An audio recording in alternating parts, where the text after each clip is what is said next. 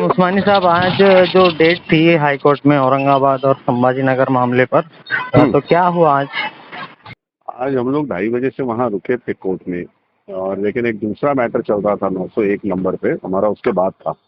वही मैटर इतना लंबा चला कि 4:30 हो गए थे, कोर्ट के उठने का वक्त हो जा रहा था। तो कोर्ट ने फिर हमारे जो वकील हैं, सीनियर काउंसिल अंतुरकर साहब और एडवोकेट एस एस खाजी साहब से ये कहा कि अभी तो वक्त कम है और क्यों ना ये मैटर छुट्टियों के बाद रखा जाए, क्योंकि शायद इसके बाद मुझे लगता है कि शायद एक हफ्ता भर कोर्ट है, उसके बाद छुट्टियां लग रही हैं क्रिसमस की। तो इसमें ये तय पाया वकीलों के और जजेस के, वो उसको देखते हुए, सारी शेड्यूल को देखते हुए, 8 जनवरी को 2:30 बजे ये मैटर निकलेगा। और उस दिन कोर्ट से ये गुजारिश की है कि उस दिन दूसरा कोई मैटर ना रखे 2:30 बजे के बाद, नहीं तो फिर वक्त की कमी की वजह से चीजें लंबी होती जा रही हैं।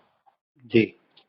अब इंशाल्लाह 8 जनवरी को ये मैटर फिर से निकलेगा। और उस दिन, और उसको अटॉर्नी जनरल ने उसमें कोर्ट के सामने एक पॉइंट ये रखा कि इसको पार्ट हर्ड के तौर पे इसको दर्ज कर दिया जाए। यानी अब ऐसा है कि अगर कभी छुट्टियों के बाद सिटिंग चेंज भी होती है जजेस की, जी। तो ये जो दो जज सुन रहे हैं, इसमें चीफ जस्टिस उपाध्याय साहब और आपके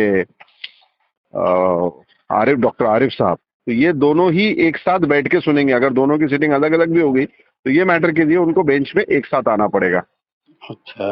हाँ, तो उसको चीफ ने, अपने अटॉर्नी जनरल ने अपनी तरफ से एक वो ऐड करवा लिया उसमें कि सर इसको पार्ट हर्ड की कैटेगरी में डाल दिया जाए, जी। ताकि फिर कहीं और कोई कॉम्प्लिकेशन ना हो इसके अंदर। जी। जी। और एक बात जानना था कि ये उन सारी चीजें में तारीख पे तारीख ही हो रही है, तो ये कोई फाइनल स्टेज तक पहुंचा है केस ये फाइनल नामांतरण? आर्ग्यूमेंट ही चल रहा है सारा। जी। ये मतलब। फाइनल आर्ग्यूमेंट ही चल रहा है।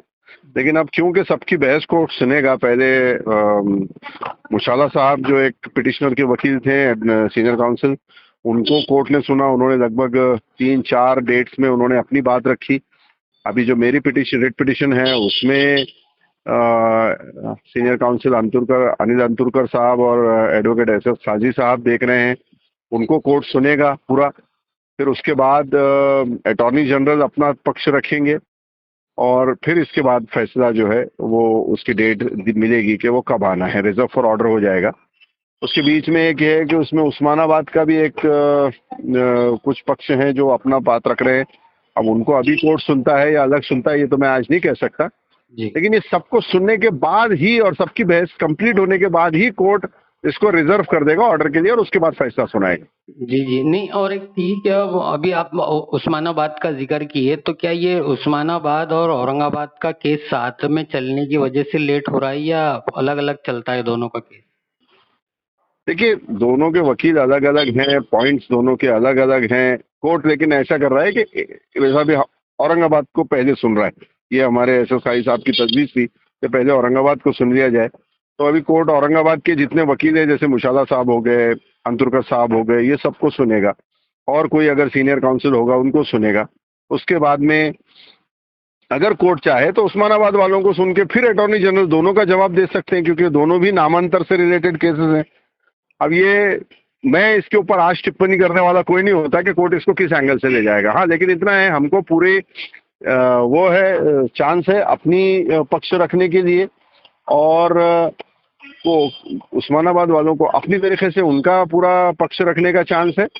और कोर्ट, हम यही रिक्वेस्ट करेंगे कि अलग अलग फैसले आए ताकि कहीं इंटरमिंगल ना हो, जी। डिसीजन दोनों का अलग अलग सुनाया जाए। ये हमारी तरफ से कोशिश रहेगी, तो जी। अदालत से हम डिमांड करेंगे। जी। अभी इससे पहले जो है, तो लास्ट, अब इससे पहले की जो हेयरिंग थी, 6, 7, 8 जो भी तारीख थी, तो उसमें कोर्ट ने ये बताया क्या इतिहास की चीजें पकड़ी नहीं जाएंगी या उन पे गौर व फिक्र नहीं किया जाएगा, तो ये मामला कुछ अगेंस्ट हो सकता है, या इससे कुछ नहीं, फर्क नहीं ऐसी पड़ता? ऐसी ऐसी कोई टिप्पणी कोर्ट ने नहीं की कि इतिहास पकड़ा नहीं जाएगा। जी। क्योंकि पिछले जो वकील जिन्होंने अपनी सीनियर काउंसिल मुशाला साहब ने जो बात रखी थी, वो भी काफी सीनियर वकील हैं, उन्होंने जो बात रखी थी उसमें उन्होंने इतिहास का काफी पार्ट कवर किया था। जी। तो कोर्ट ने ये नहीं कहा, कोर्ट ने ये कहा कि सिर्फ सब सारे वकील इतिहास के ऊपर ही ना बात करें, जी। मुझे ये बताएं, क्योंकि ये जो मामला है ये जस्टिफेबल कैसा है, इसको जस्टिफाई कैसे कर सकते हैं आप लीगल टर्म्स के ऊपर, उसके ऊपर बात रखें। तो हमारे जो वकील हैं उन्होंने यही कहा कि जी जनाब, मैं आपको जरूर उसमें बात करूंगा, उसी डायरेक्शन में।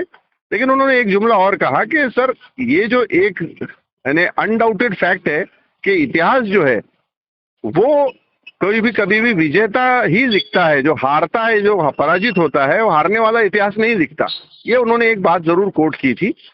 और क्योंकि औरंगाबाद का केस है, इसमें हिस्ट्री आना है। और उन्होंने कोर्ट में ये भी साफ कहा था, अटॉर्नी जनरल जब उसमें कह रहे थे कि अभी ये इतनी बात हो चुकी है, अभी और कितनी होनी है, तो कोर्ट ने ये भी बात कहा था कि अंतुरकर साहब जो हैं ये बहुत सीनियर बॉम्बे हाई कोर्ट के वकीलों में आते हैं, सीनियर काउंसिल हैं, इसलिए इनको हम कोई मर्यादित नहीं करेंगे, जो चाहे जितनी चाहे बहस कर सकते हैं।